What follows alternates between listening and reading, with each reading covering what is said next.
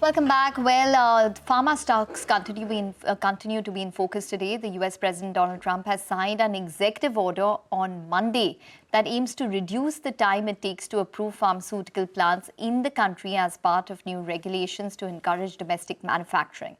Listen in. That's what it's all about, right? Very important. We're going to have a big announcement next week on some of this kind of thing, but more related to costs, the costs of medicines and drugs, because we're being ripped off, as you know, very badly, being ripped off compared to the rest of the world.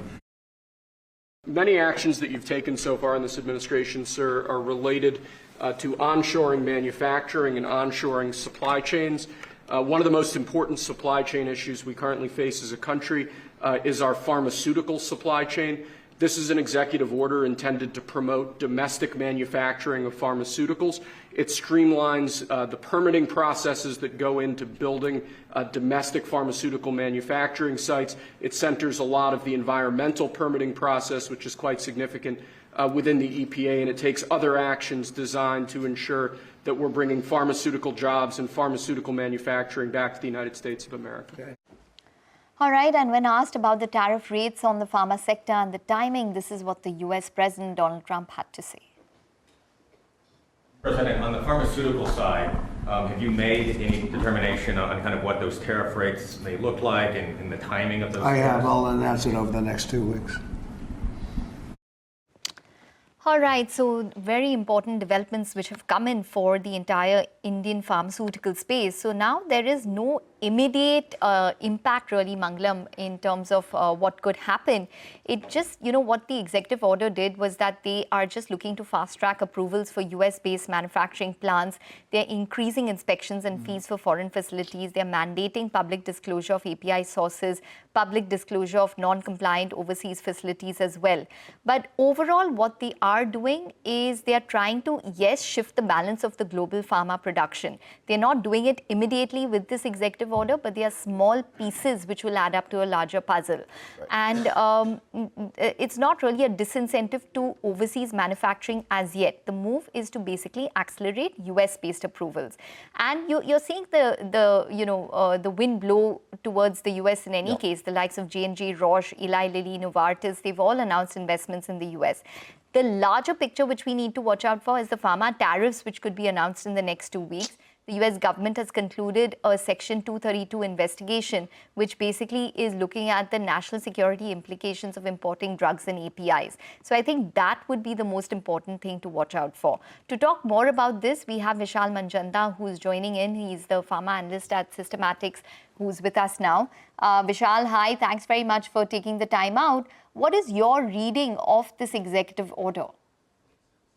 So I think the regulatory incentives that have been announced, they broadly don't really change things too much from a economics perspective for the manufacturers. So these are, I think, that's the starting point, and they'll have to kind of do more to get manufacturing in the US. So I think this is just the starting point, and it's a massive task that US has taken up.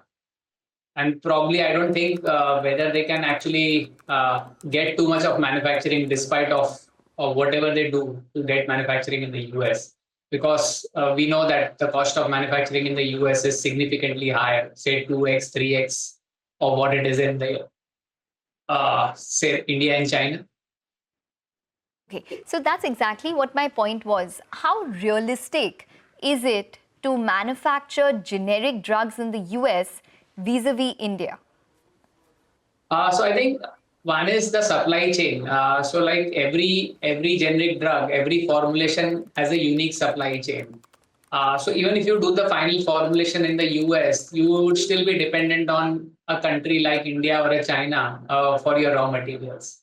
And if you want to kind of replicate the entire value chain for one formulation, even that's a massive task. And if you look at the US market, but I'm sure there would be more than 5,000 different formulations in the US. So every formulation has a unique supply chain. And so you can So it very well shows how difficult it is to kind of get manufacturing done in the US, because ultimately the supply chain will have linkages to India and US, and that's where probably India. So that's where India and China can still control a lot of things. Okay, all right. That point is taken.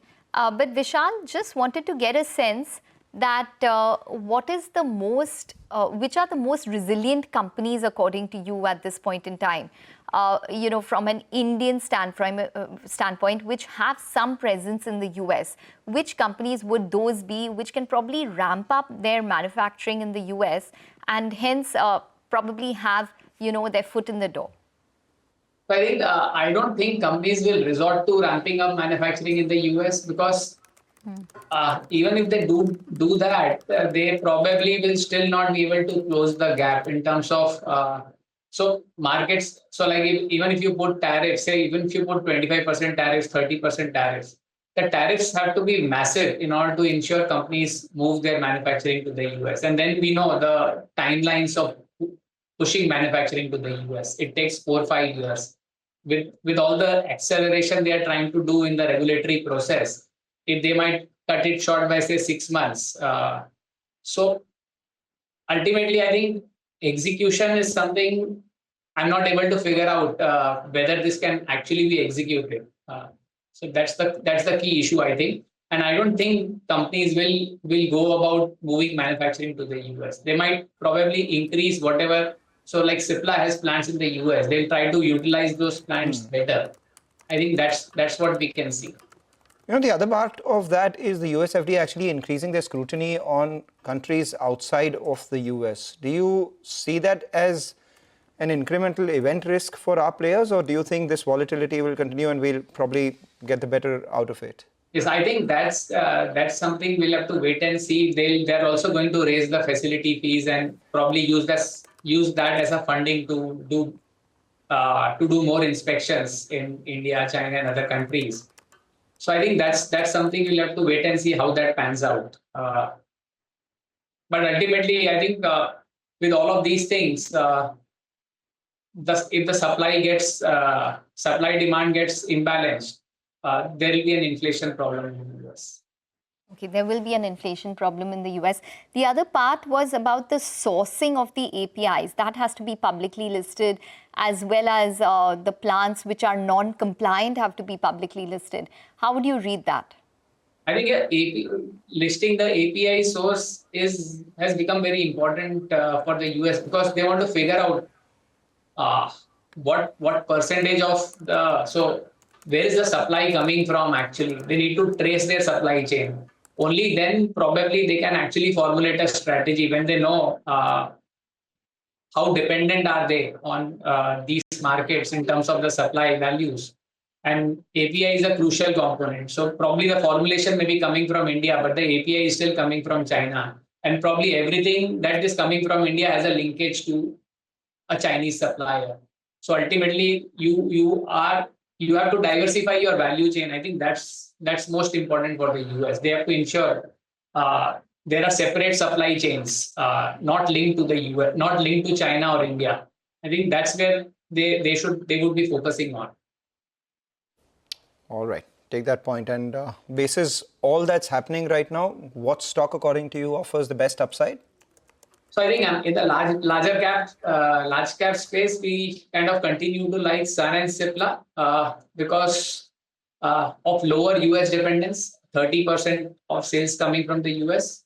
We'll continue to avoid names with 40 to 50% sales coming from US, and more of dependence on one product, two product for their profit. So I think Sun and Cipla would figure better among the names there. Okay, all right. Thanks very much, Vishal, for joining in and speaking with us and giving us your perspective. So maybe not an immediate shift is what we can expect. Maybe a lot of companies will improve or utilize their plants better in the US. That's the view coming in. Well, staying